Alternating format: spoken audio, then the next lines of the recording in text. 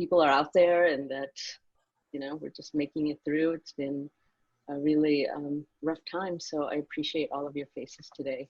It makes me feel hopeful. I think I feel like I need a lot of hopeful when, you know, because of this Corona coaster that I feel like we're on, where every day shifts and changes. So today is a good day because I'm with all of you, and I'm gonna jump right in and read from a project that I'm working on right now. It's poems and fragments and essays that are exploring the experience of other through horror films.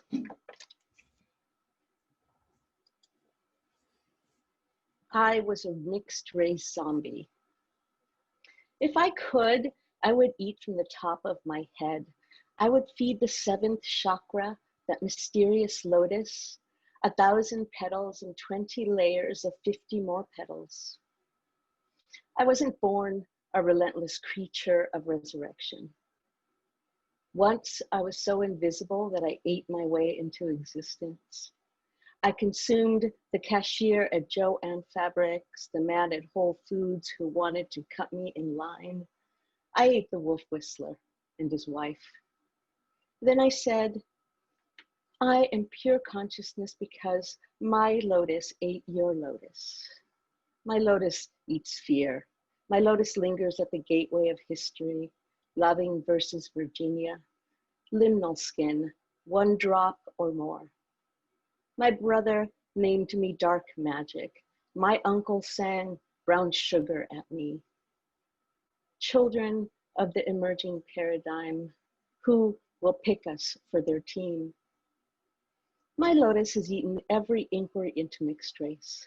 My lotus mestiza, my lotus in Spanglish, my lotus in Salvi Noir, my lotus in Afro-hyphenate, my lotus eating the binary and then belching.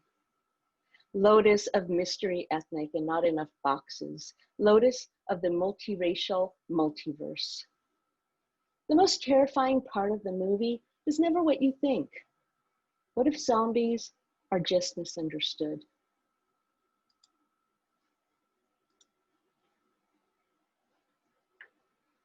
Okay, that was the warm fuzzy one.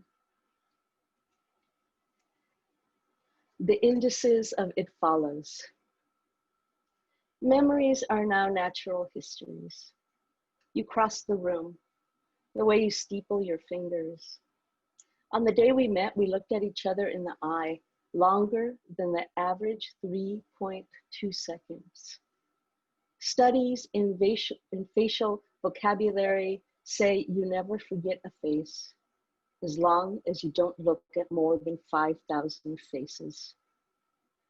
We have become a supernatural entity. Allure was once an arrangement of feathers meant to resemble a bird. You called me a chameleon. You had a turtle that you named Turtle. In its old age, Turtle began biting the toes of women who you brought to the apartment. Allure was once a collective term for a group of women. Later, you gave Turtle away. The we of us is dream logic. My laptop speaks to your laptop. The nightmare made it impossible to solve the nightmare. A thought form emerges but is doomed. The raw materials are all wrong. Sticky with the ectoplasm of emotional content. It remains important to note that we lost control of the interrogations. The frame in which I stare at myself while talking into the ether. Sometimes when I see you, I say, oh, hi, as if I didn't just click on a link. We watched a horror movie in separate homes. You told me you watched another It film. You claimed to be disappointed. You said it simply never arrived. There is the steady growth of these in-between moments when the invisible becomes and looms.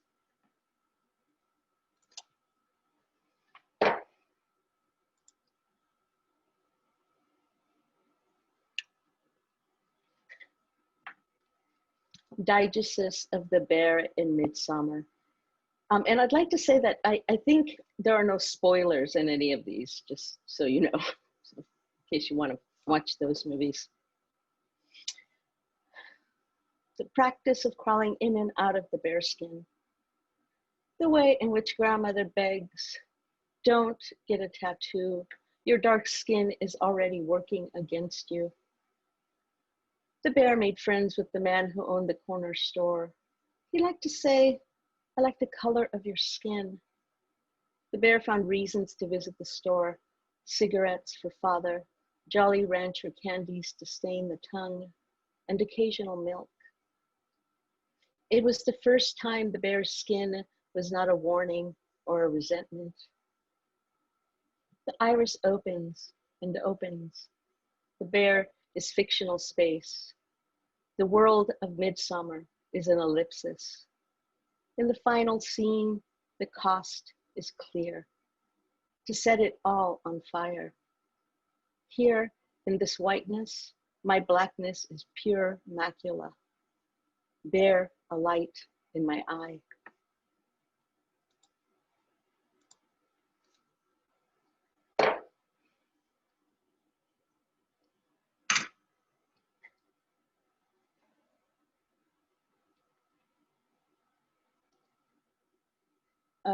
And I'm adding a few poems here from Dear Animal, and also I have become a very prolific dreamer. I think now for the last 20 days in a row, my dreams have taken place in apocalyptic settings. So that's new, and it'll be interesting to see how long they continue. This is from a dream. The Great Mother. In the dream, my mother is a grand sculpture of herself. She's wearing ornate metal and holding knives in her hands. She is Kali, witch and anima, pure Lilith. She is my snake, my psyche, space and time. Terrible Mother fills the main room with a mythology of rage. She is a miracle and a work of art, moon and sun, myth, our language, and inexhaustible meaning. She's my Ouroboros. She stabs at me, and I run through hallways, opening doors, some version of her behind each one. She is the gate and numinous, the answer to all of my questions and impulses, ancestral territory, and dangerous terrain. In reality, my mother once planned to kill us both. If we are every character in our dreams, I am mother and knife. I am door and a gate, also the armor on her dress, learning to find self, once, and future mother.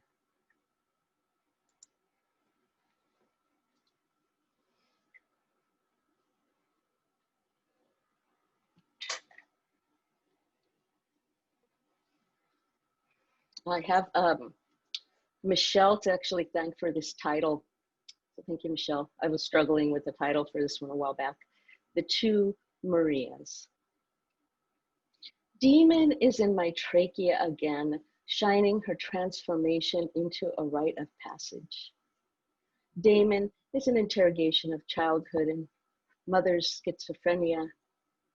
Demon as woman part that turns its head 360 degrees. Demon is vomiting again and making a mess. When asked to clean up, scratches help me onto my belly. Damon as little helper. Demon in my hands, stealing money from the donation box at church, flipping off the nuns, spraying painting on the side of the church. There is no God. Demon stirring the pot of anxieties, theological horrors, castration scissors, and disorder of the nerves. Demon buying pot. The boys roll joints for her so that Damon can buy school lunch and pretend to be normal. Demonic possession lighting up my mouth, screaming obscenities at doctors and priests. The cult of domesticity in disarray. Father wept and threw himself out a window just to avoid the conversation.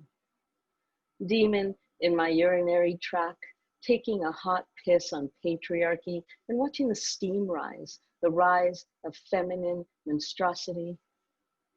Damon in the canal, the third eye that lives between my legs. Captain Howdy is waving at the world.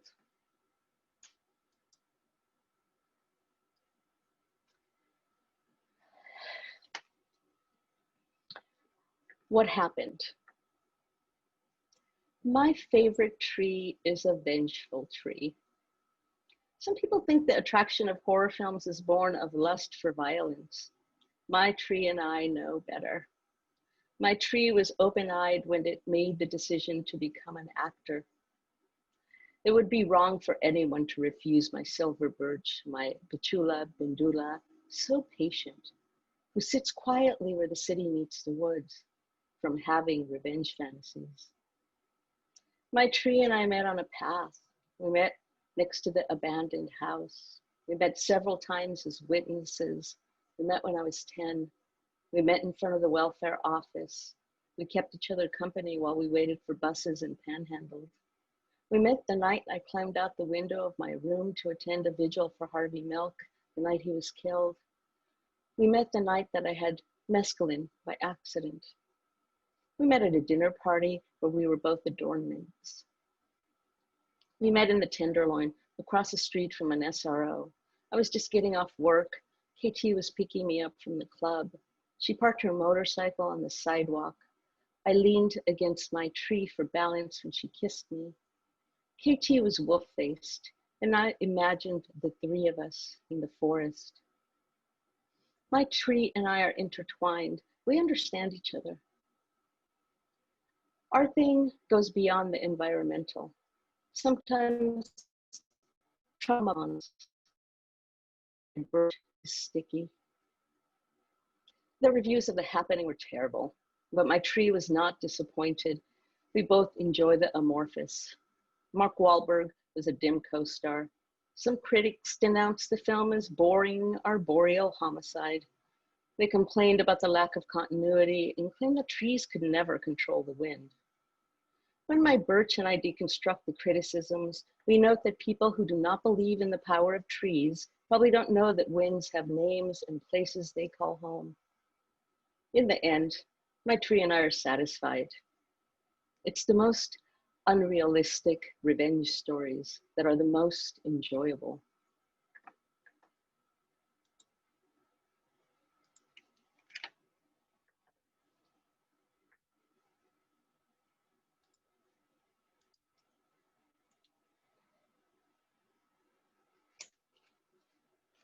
I'm going to read 2 pieces from Dear Animal.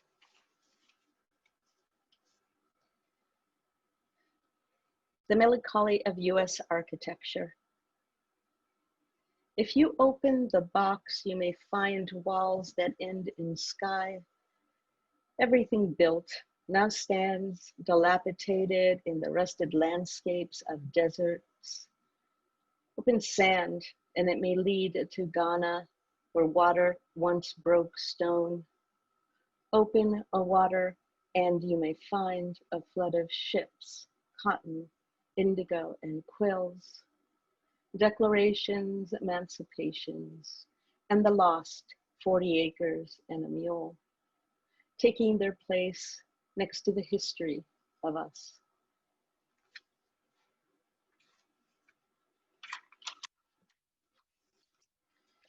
Nighttime is brackish water. Creatures swim and slither beneath the living when they sleep. Grandmother keeps one milky eye open. Crocodilia circle ankles and wet climbs white nightdresses. Green midnight pulses with eels and Crotalus adamantus. We grow gills and sweat frogs as we run barefoot through the forest. Skin damp with anticipation of being consumed again and again. Grandmother opens her telescope gaze, praises mother's slender snout. We are heavy with dorsal armor. We'll never be able to land a man, it said. We are salt water, we are drowning. The clasp of the door is a secret. And I am going to end with two more horror film pieces. From Rosemary's Baby. In her red room, I emerge among poppy heads that populate the wallpaper. Mother dreams that her bed is floating on a vast ocean. I watch how they undress her, this vessel, this woman undone. I pick her because she is sacrilegious and sleeping with Satan. I approve of her short hair and mini skirts. My mother is eating raw meat and upsetting the neighbors. I am the unexpected, the leading role in hot pink, unmasked hysteria, the little nightmare. Men making decisions about women's bodies. I'm primal, baby gaze. Mother loves me like Mary who doesn't need Joseph. I bring woe. Wherever I go, I love a single mother, all to myself.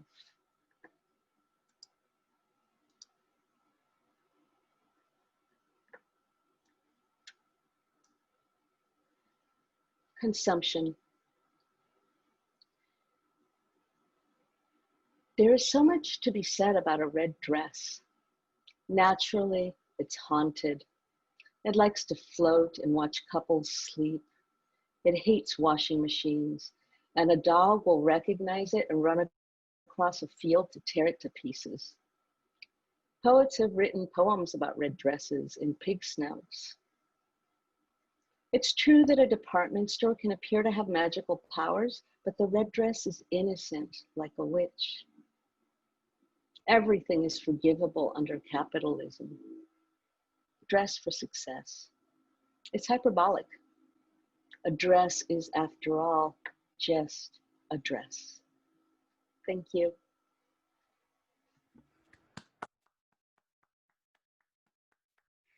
Thank you so much, MK. Fantastic reading. And I will unmute people after the performance is done for the cheer. Okay.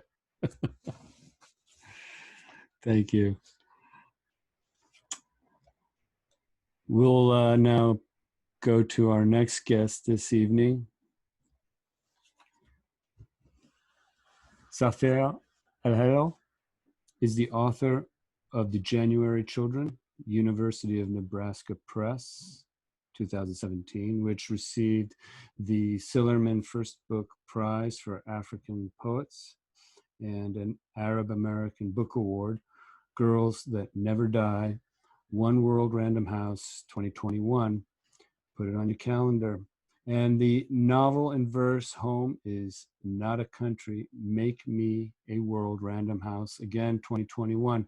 Sudanese by way of Washington, D.C. She holds an MFA from the New School, a Cave Canem Fellowship, and a 2018 Ruth Lilly and Dorothy Sargent Rosenberg Fellowship from the Poetry Foundation.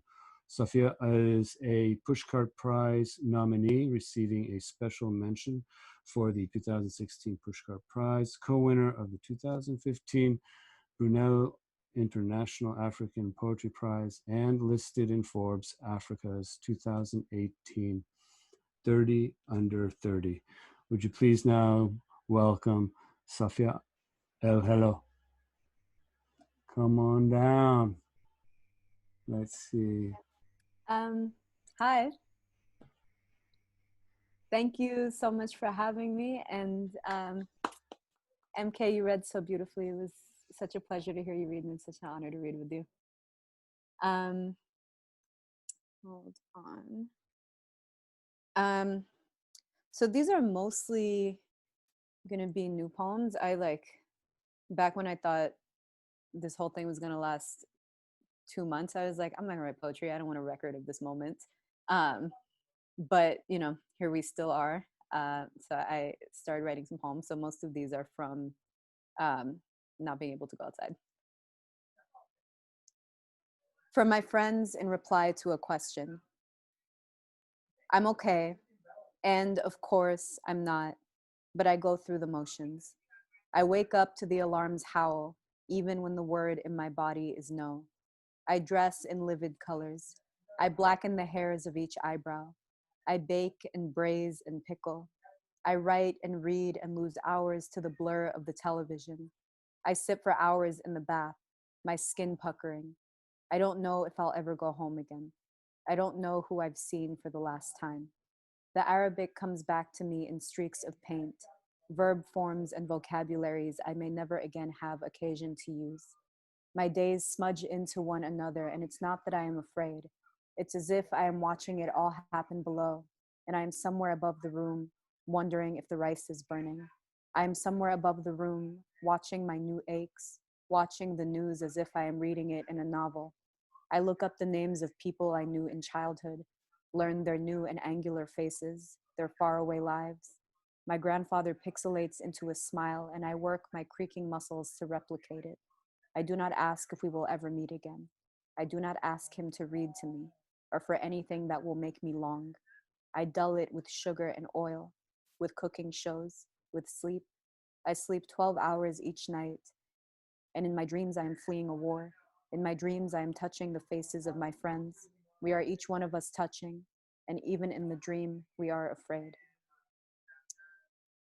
This next poem is called Modern Sudanese Poetry, which in the fall for the first time in a long time, I was trying to write poems that weren't for a project. My friends call them Lucy's, but I have a hard time with titles, so I would just put Modern Sudanese Poetry as the placeholder title, and then change it out later. But this one stuck, and I always feel the need to make a disclaimer because it makes me feel like an asshole. Modern Sudanese Poetry.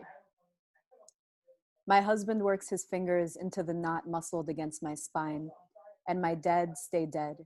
My hair a knotted cursive language, my ligature, my grief barely literate, my amulets knotted around my neck and wrists, my language, cursive and silent, glottal and knotted and scarring the cheeks of my dead, adorning the hair of my dead, tallow in their braided hair.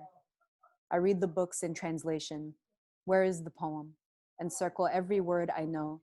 Acacia, lupin, sandalwood, and ash. They ululate my dead. They squat like brides over clay pots of smoke, a yoke suspended in each open eye. And some in truth are not dead, my dead, and I am who is lost, who is not counted among the living. The poem is not owed me. I was wed in all the colors of my dead, the reddening, the borrowed gold. I wrote the poem in translation. I wrote the poem in the loophole. I wrote the poem in cursive. I snarled it. I picked apart the threads and wove a shroud. I was wed in it. I unfastened. I broke my fast with apricots, furred like the ears of my dead. I looked laterally for ancestors. I descended left and right. I read the book in Arabic, knew each letter and its sound, and did not recognize the words for tallow, for ululate, my dead, my languages, my ligatures, smoke in my loosened hair. This poem is called Yasmin, which was the name my mom was going to give me. And then my dad's aunt Safia died. So here I am. Yasmin. I was born at the rupture, the root, where I split from my parallel self. I split from the girl I also could have been. And her name, Easy. I know the story. All her life, my mother wanted a girl named for a flower, whose oil scents all our mothers, petals wrung for their perfume. I was planted.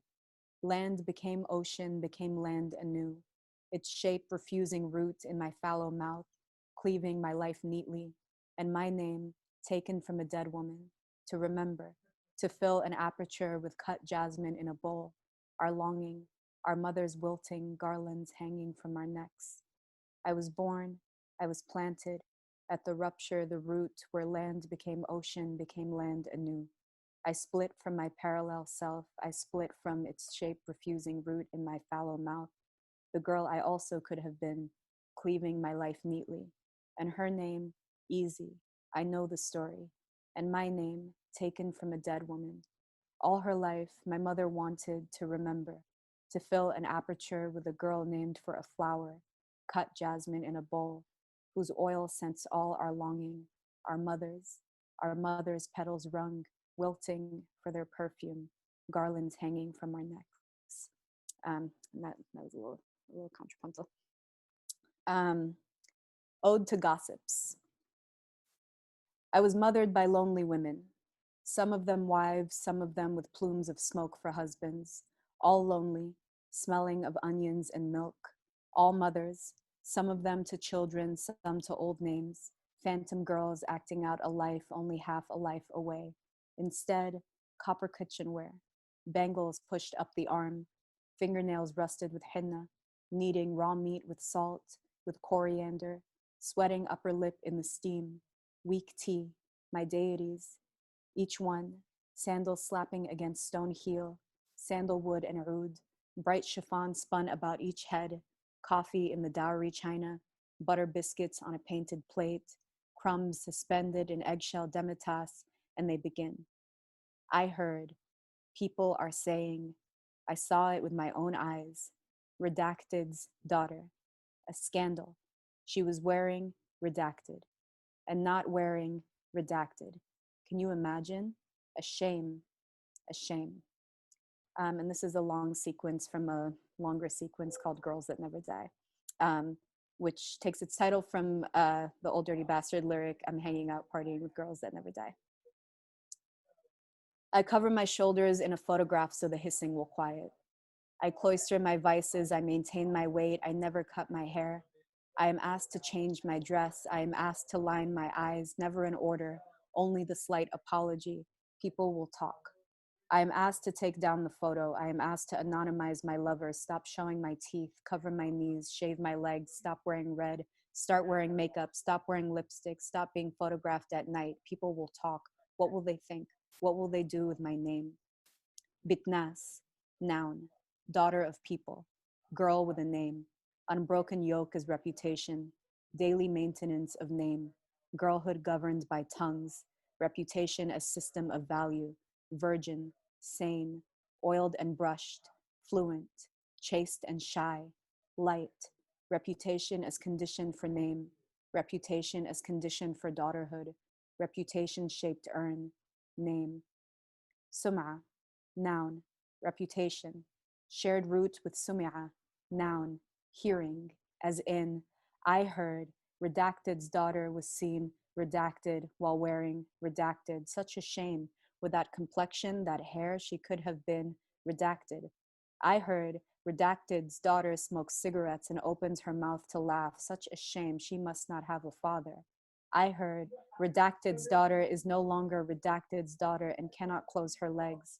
I heard, redacted lost her people, lost her surname when she lost her, redacted. I heard, redacted was never a daughter, has no people, has no reputation, has no name. What small freedoms could I exchange for my name, for the sound people make when they daughter me, for my cage, for my sum'a, for what people hear in the absence of my cloistered body, for the sentencing after I heard, for the sentences locked away before my name, cries itself open, my name, prized above my body, above my mouth, my name, shrouds my body, magnifies its every act, my cage, my name, my cage, my reputation, my unbroken yoke, my unstained sheet, my cage, my stage, my blood, my sheet, my... What if I will not die? What will govern me then? How to govern me then? What bounty then on my name? What stone, what rope, what man will be my officer? I've also been trying to write prose poems these days. So here's some prose poems. This first one is called The Cairo Apartments. The cousins as barefoot children floating out of polished rooms. Together we clattered between floors in each other's jalabiyas, spectacular games of hide and seek, 3 floors and a roof to search. I can't remember if we made the songs up ourselves. Where is the bride's house? Ali Alloy prayed his prayers, boarded the boat, worked his labors. The specter of our adults in the mornings and nights, their strained and hushed voices. Our grandmothers were beautiful and suited to exile. Enormous coifs of blackened hair, silk scarves only for driving. The eyeliner tattooed, eternal livid stain on the rim of each eyelid. bare faces forgotten in childhood. Our mothers were less glamorous and always tired, always at work, wore blue jeans, cool hands that carried us to our beds at night. I loved exile in the close quarters it afforded us. I loved it enough to stay gone when all the others went home, moved on, unlatched their shuttered houses, beat the carpets and kissed their neighbors and cried. The apartments were emptied. I returned to Cairo years later and looked for our child ghosts kicking a ball in the corridors between unfinished buildings. The time Al-Mustafa tripped and opened the skin of his palm on a fallen brick. How I wouldn't look up from my book to see what he was trying to show me. How he wrapped the bloodied hand in a dish towel and pressed down until our mother came home. I cannot find us. I more closely resemble now the young parents that corralled us, creased and shot through with sadness. There will be no children of my own to carry to their waiting beds. And the city that belonged to me has gone, was never mine. I dreamt it. I wrote it down, invented it, made all of it up, everything but the smell of corn roasting sweetly on the street below. The carved wooden shutters, motes of dust arcing through the light, a workbook splayed before me, strained cursive in the feminine conjugation. Why I didn't look up. He didn't say he was bleeding. A shopkeeper remarks that I look very clean for a Sudanese. Ya Samar ya Samara, Ya Asmar ya Asmarani, Upper Nile, silt color. Who taught you to speak Arabic like that? I don't know where the cousins have gone. I don't know what countries we've settled for. I imagine everyone back home, that they might have been playing for hours without me. My brother, still with the faint stripe of a scar down his palm, remembers the stitches were done without anesthesia, the doctor telling jokes to distract him. Here's another, I've been doing a 31 or 30-30, but 31-31 with my friend Hala. So here's a prose poem from that exercise, which does not quite have a title yet, but the document is called Geneva. It's 1999, I remember the school bus in silence, except for the song whose lyrics list the names of women. Its endless loop that year. By silence, I mean that I did not speak the language, a trait that found me in the early countries and remained. In school, I tracked the brief switches into English, enough to overhear about my clothes, my strangeness, testimonies from gym class that I run like an African. And in gym class, I tug myself away from the steady rhythm of the group jog, ask my body to go, and it does, faster, and it understands my language. What has changed? What is different about the girl in that story? The language of the asking, the language of the body. I say run, and she unfurls roots, faster, and she starts to cry. In our group text, Basma says, I grieve most for our younger selves, that cloistering, that cosmic silence, the belief that if we were told in any detail what we weren't allowed to do, we would take from the details instructions for the doing. Told only instead, don't, never. Good girls don't. Older now and tending each keloid, everything we allowed to be done to us in silence. To ask for help would be to speak, and of course we never spoke. Go, see her, running, little bird in full possession of that body, little animal, faster, untouched. Of course, I tell the story because I fell, going too fast and tripped, shot forward, projectile, a hand put out to brace my pitch, hot spread of nerves registering the breaking bone, iodine, gypsum, plaster of Paris. Months later, clean sliced through the shell of the cast, and my freed arm, grown used to the weight, floating upward like a balloon, like a hand raised to speak. Let's see.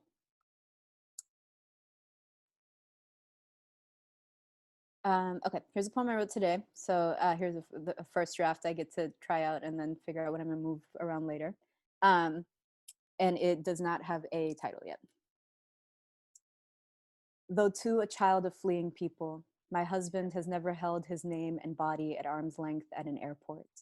We looked at maps, taking turns with the middle seat, summered in old cities, held hands at the airport.